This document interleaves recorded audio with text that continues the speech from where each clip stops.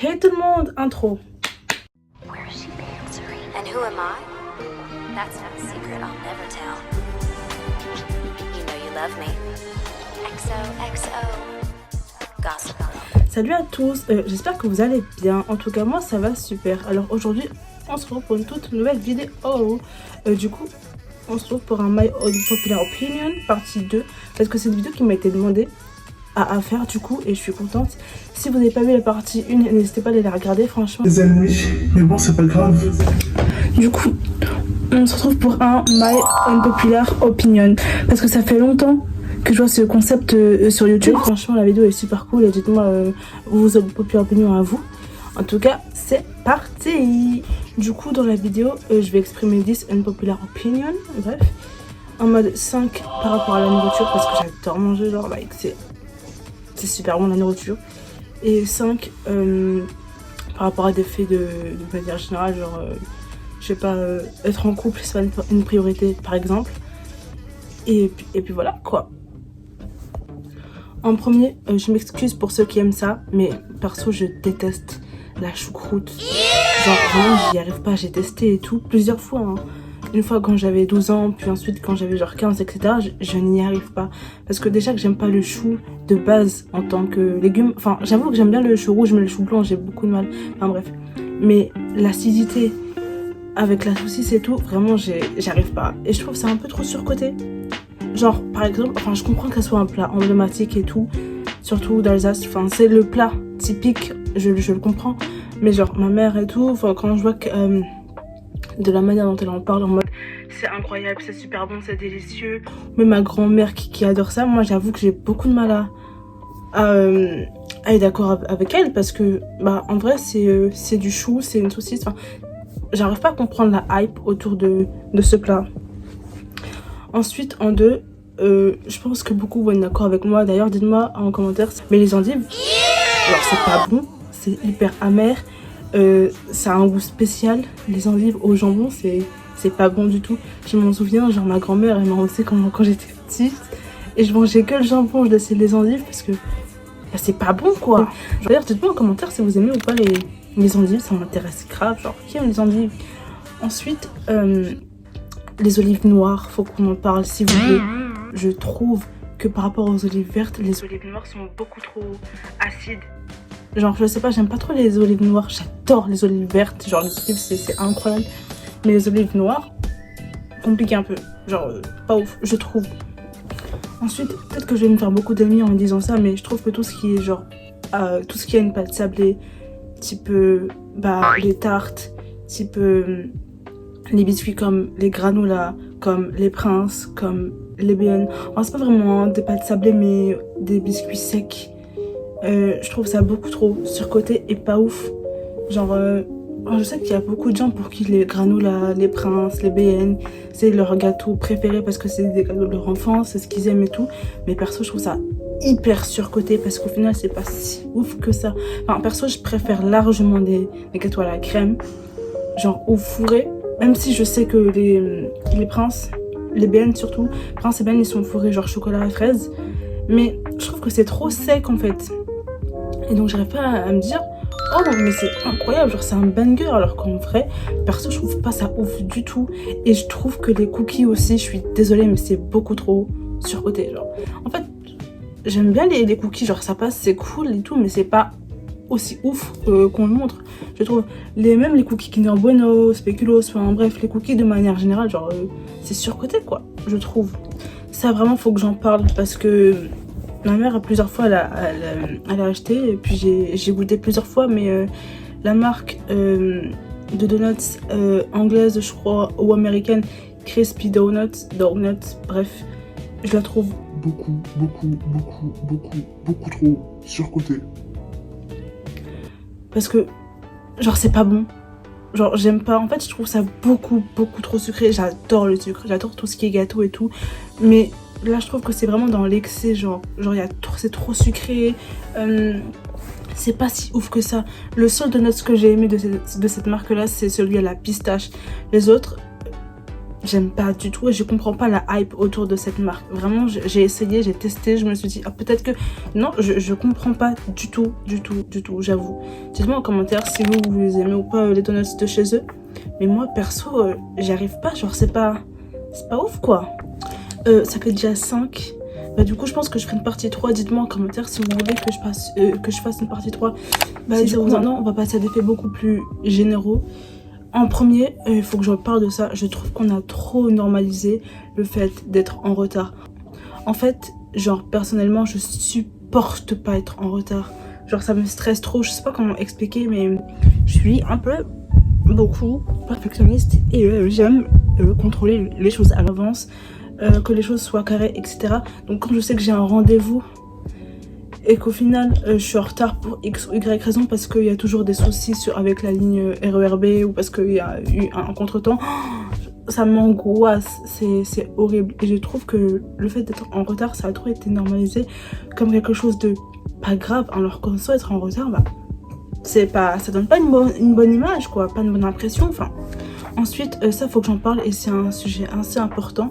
Je sais pas si on peut appeler ça un unpopular opinion, mais déjà je trouve que la montée de l'IA a pris une ampleur beaucoup trop importante et beaucoup trop rapidement aussi.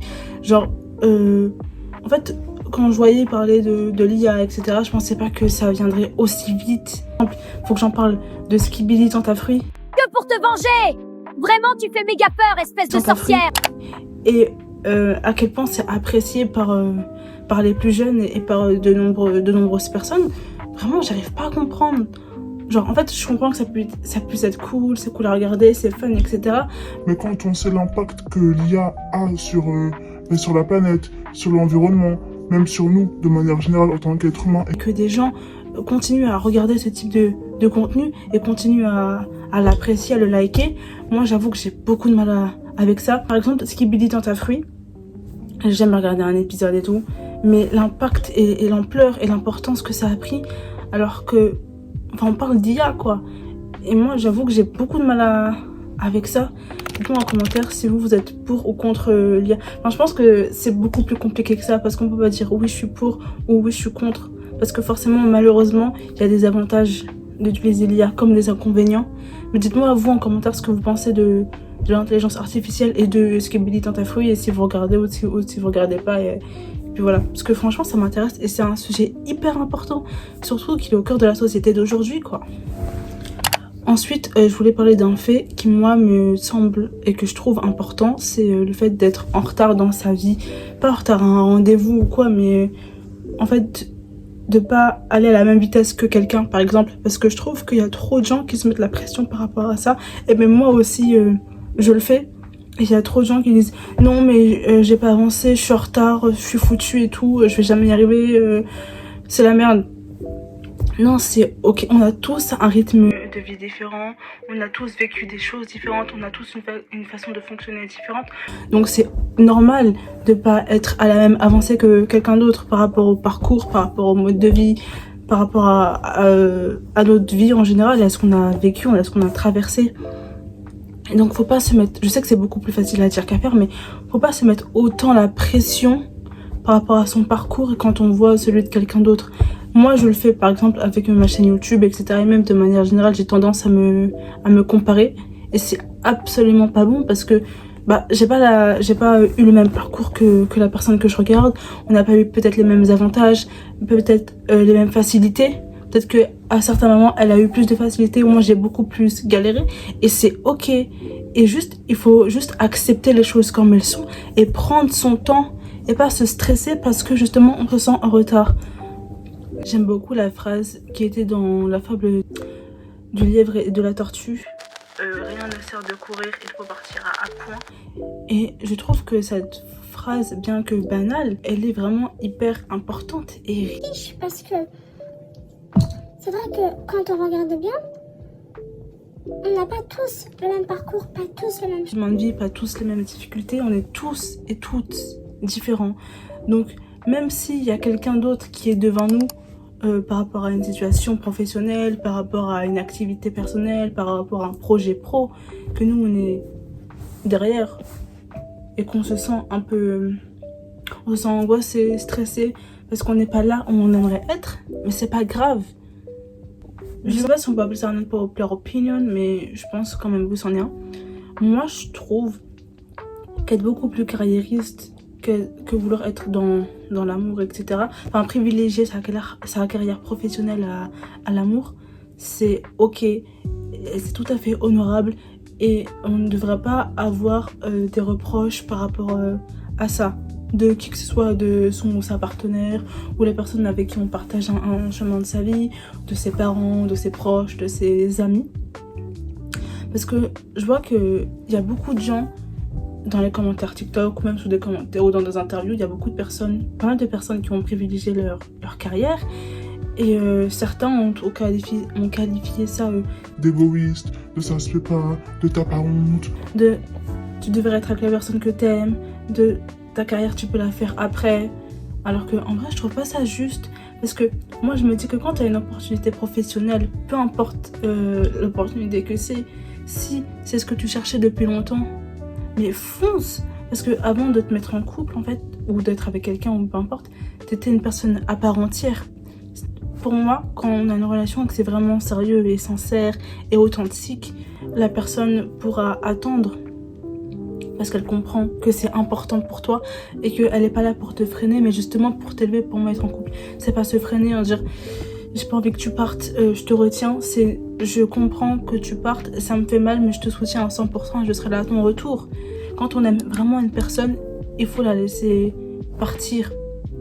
Surtout si elle, c'est important pour elle, qu'elle a travaillé pour ça, qu'elle s'est acharnée pour ça. Et que bah justement t'es là aussi en tant que partenaire ou quoi, pour la soutenir, pas pour l'étouffer.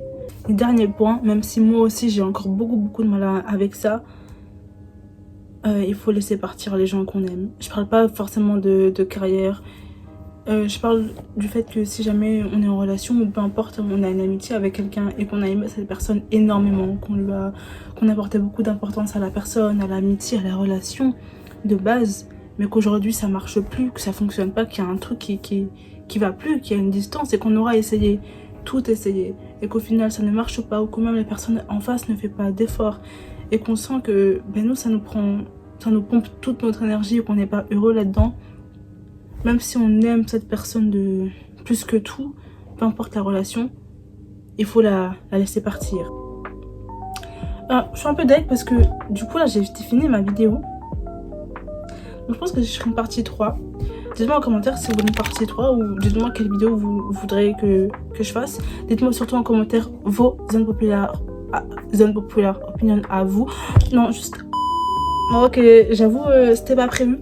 J'avais oublié ce fait, mais il faut grave que j'en parle là maintenant. Je trouve personnellement que genre l'accent anglais British est beaucoup plus joli que l'accent américain. Like Lord of the Rings and fantasy shit.